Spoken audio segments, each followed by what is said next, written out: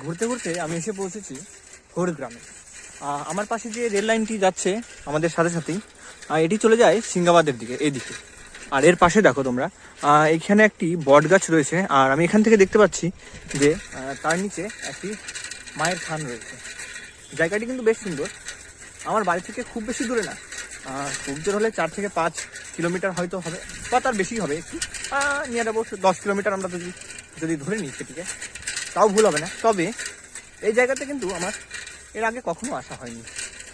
তবে আজ জানি না কেন ঘুরতে ঘুরতে চলে এলাম এই জায়গাটি দেখতে।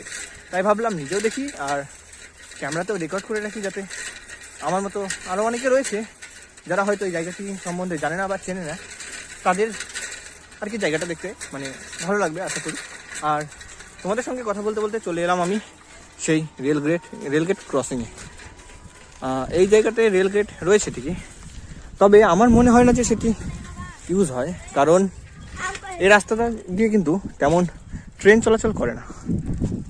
মালগাড়ি হয়তো 1 থেকে 2টি করে যায় কোনো সময়। এটাই কথা বলতে বলতে কিন্তু আমি রাস্তাটা পেরিয়ে গেলাম। চলো এখন যাওয়া যাক এদিক দিয়ে, দেখা যাক কোন নতুন রাস্তা দিয়ে যাই, আর এদিক দিয়ে কতক্ষণে আর কি বাড়িতে পৌঁছাই।